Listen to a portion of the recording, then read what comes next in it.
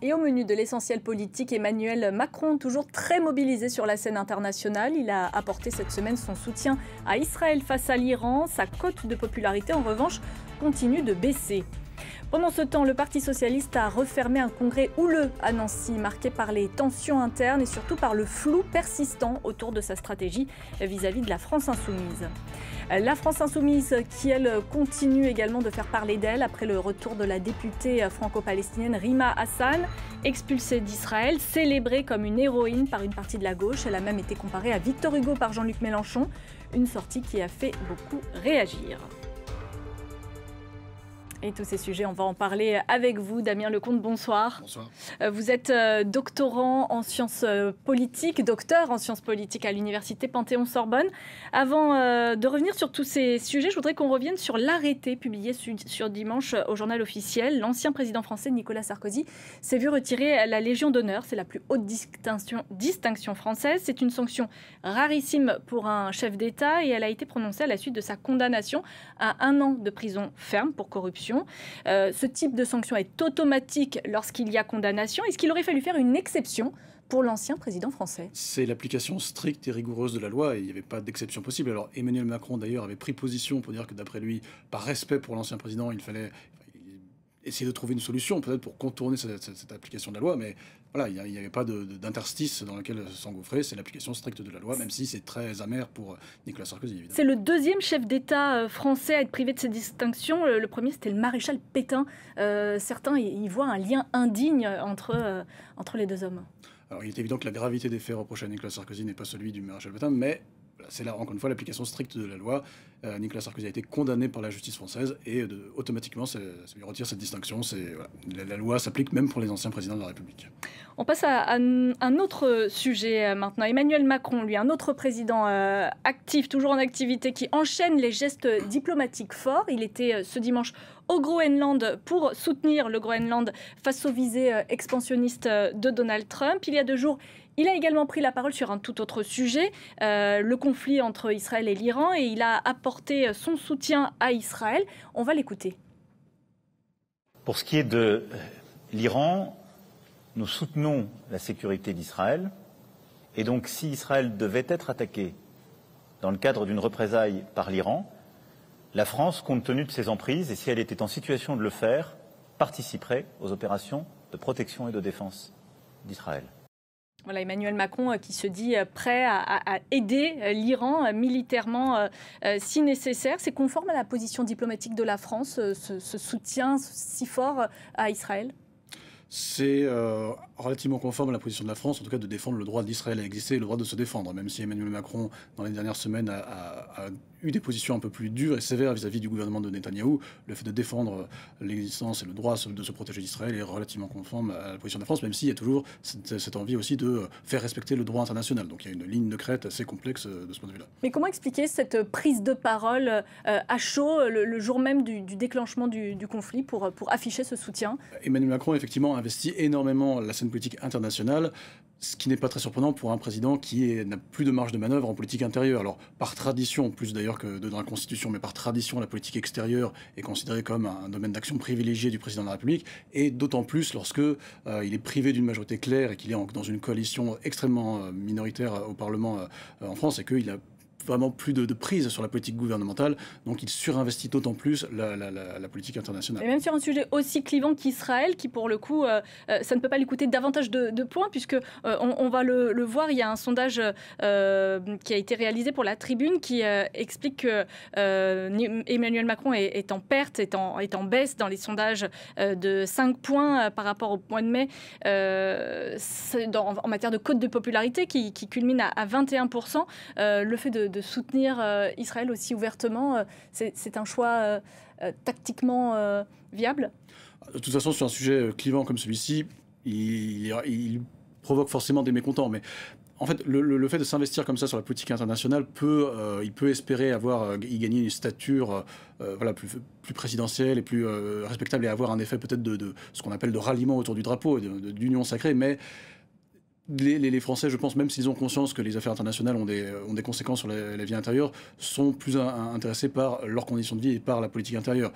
Tant que ce n'est pas une menace directe sur le territoire français, il n'y a pas forcément de réflexe d'union sacrée, de ralliement autour du président de la République lorsqu'il s'investit sur les affaires internationales. Donc c'est une façon pour lui peut-être aussi d'essayer de laisser une trace dans l'histoire et de se donner une image de garant de la politique extérieure de la France, mais c'est effectivement pas une recette miracle pour regagner en popularité.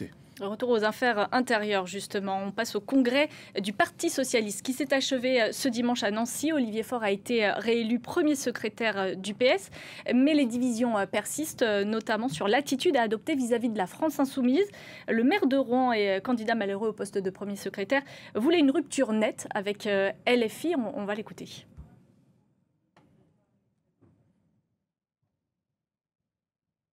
Il y a une ligne d'ambiguïté, puisque Olivier Faure ne souhaite pas sortir de l'ambiguïté dans le rapport entre le Parti socialiste et la France insoumise.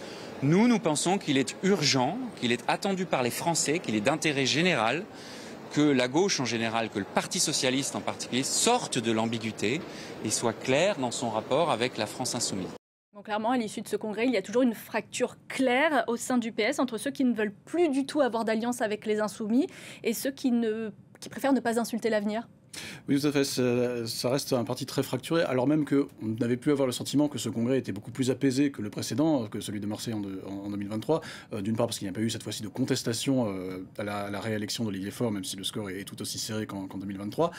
Mais aussi parce que finalement, les positions s'étaient rapprochées entre la direction et ses opposants, puisque ces derniers mois, le Parti socialiste avait quand même clairement pris ses distances avec la France insoumise sur le rapport au gouvernement, le fait de ne pas censurer immédiatement le gouvernement de François Bayrou et d'accepter d'entrer dans une logique de négociation et de compromis, et aussi parce que Olivier Faure et ses soutiens avaient acté le fait que Jean-Luc Mélenchon et la France insoumise partiraient sans doute seuls à l'élection présidentielle, et la formule qu'il défendait maintenant, c'était une union de la gauche de Glucksmann à Ruffin, donc finalement de la gauche non mélenchoniste. Donc on pouvait penser que les positions avaient convergé au sein du Parti socialiste, mais on voit qu'il subsiste quand même des différences non négligeables qui sont exacerbées dans ce congrès. C'est-à-dire que pour les opposants à Olivier Faure, le rejet de la France insoumise est vraiment une position de principe et doit être claire et définitive.